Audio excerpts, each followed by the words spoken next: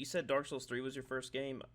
Yes, like I said, I'm a terrible person, but I was shopping around Steam Summer Sale back in like 2016, and I was in the RPG section, and I've heard some things. I think that was also when like Cuphead was released, and people were comparing Cuphead difficulty to Dark Souls, and I'm like, I've heard of Dark Souls. Let me just go in here, and I saw Dark Souls 3 was on sale for like, I don't know, let's call it $15. Doesn't have to be the exact number.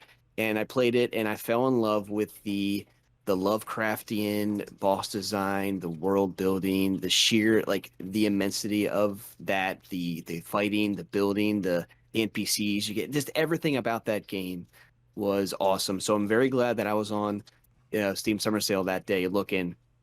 And I haven't yet played the other two or even Bloodborne yet because I am a terrible person. But I want to play them definitely.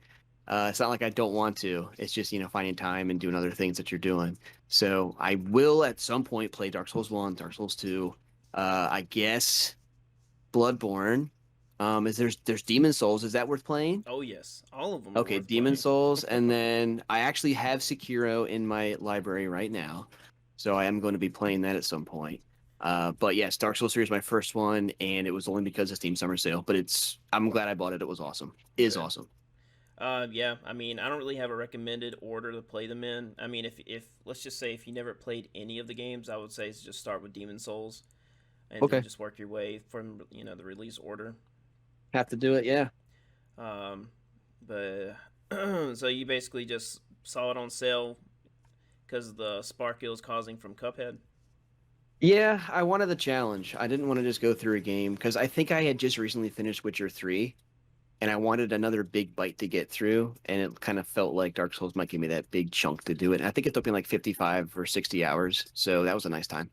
I'll go through mine very briefly because I have a humongous history that I got to make a video of sometime. But basically, how it started, I got a Game Informer magazine, and this was during a very dry time in gaming for me. Nothing was satisfying. Every game felt like my hand was being held, and I just don't, I didn't even understand at the time why I wasn't being satisfied with gaming. And I was like, man, maybe I'm just too old to play video games anymore because every game just feels like it's made for babies. and and let's see, this was 2010. I had Little Big Planet, but I kind of was worn out creating levels and everything. And I happened to grab the new Game Informer magazine that came in the mail, and I was looking through it, and I found a satire for Demon Souls 2. I'm like, what the heck is that?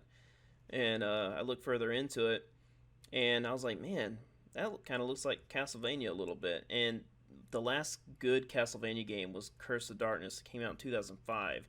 The last game that really kind of offered a decent challenge. And I probably played that game for a few years, just finding, just trying to get everything done. I could never get Death's Pulse. I don't know if you know anything about the game, but you could steal things from bosses.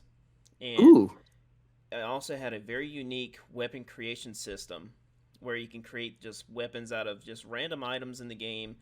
And I pretty much had every single item except for the Death Scythe. Could never find the timing to steal the Death Pulse from Death, and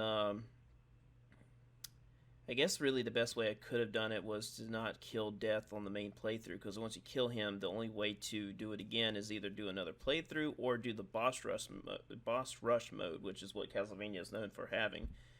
One of the one of the best features, and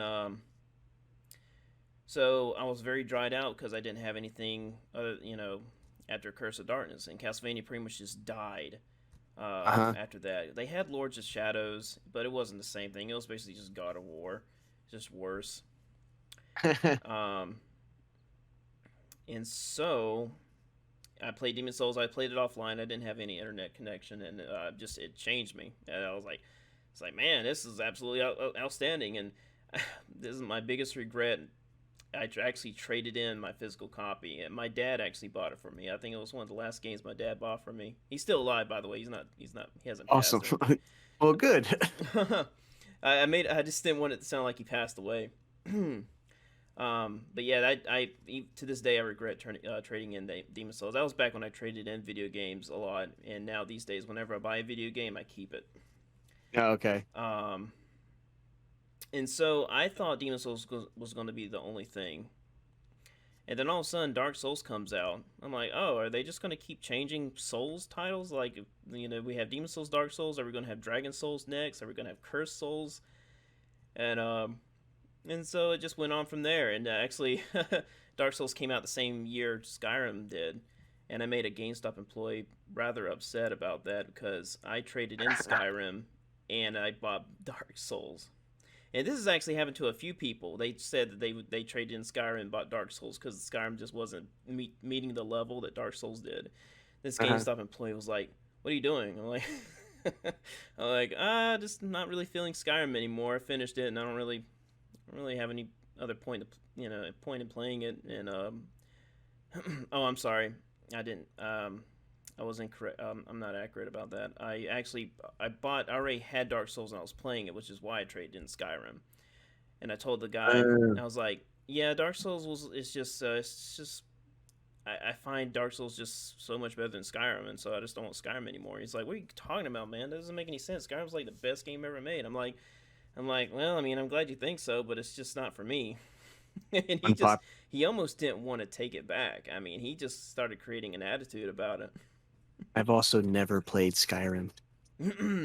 I mean, I guess try it out. Get to make everybody upset that's listening right now. I mean, I don't know. I don't listen to me when it comes to Skyrim because I'm only going to tell you bad things.